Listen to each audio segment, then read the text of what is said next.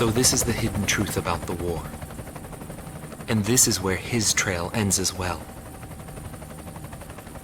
The impact of the 7 nuclear detonations on the world's psyche was great.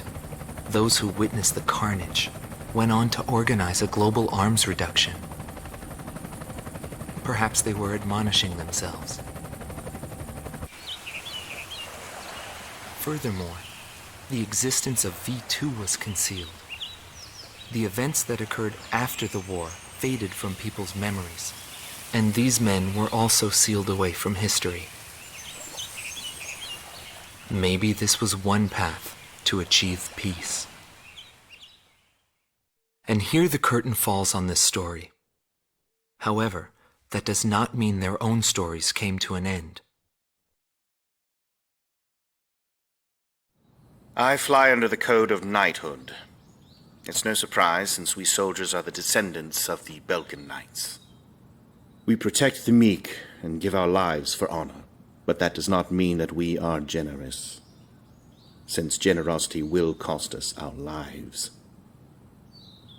If the pilot survived to the end of the war, he must have carried out these rules.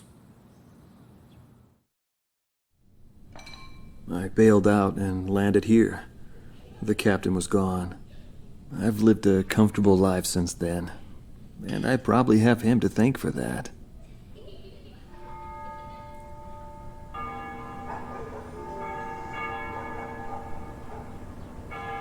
They ring the bells here at dusk to honor the liberation of the capital.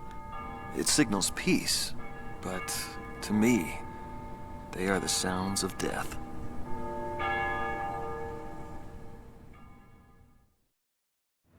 When a fighter plane goes down, that's the end.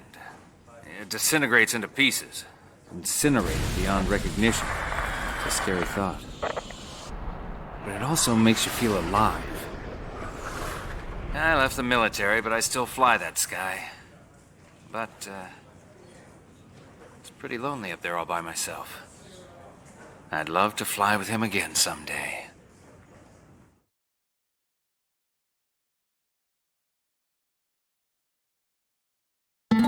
Marcela Vasquez, the Espada team's number 2 and former member of the Sapan Air Force, 9th Air and Land Division, 11th Tactical Fighter Squadron. She is thought to be a survivor of the Coup d'etat squadron. She currently earns a living as a dancer.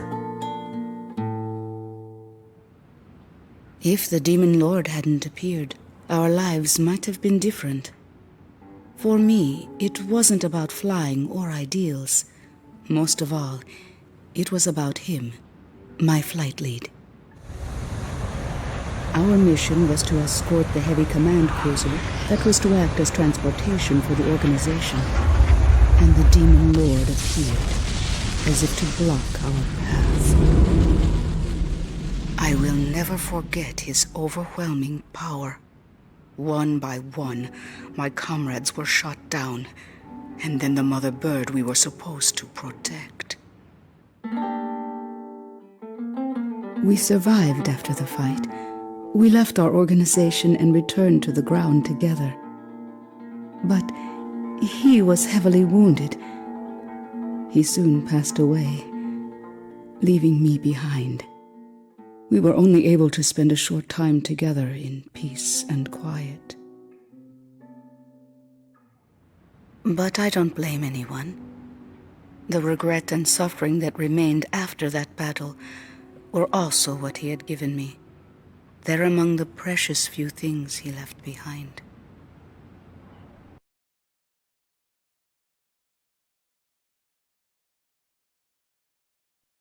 Anton Pinchenko, thought to be head director of A World with No Boundaries, former member of the Belkan Air Force, 18th Air Division, 5th Tactical Fighter Squadron. In his glory days, he was a Belkan ace, and later became head of their Department of Weapons Development and Technology. But the military sent him back out on the front lines as a commander. In March of 1995, he suddenly disappeared along with his platoon and was never accounted for after that. The Belkan Air Force announced that he died in combat. Several months after that, his corpse was found close to the Belkan border. The whole story is still shrouded in mystery.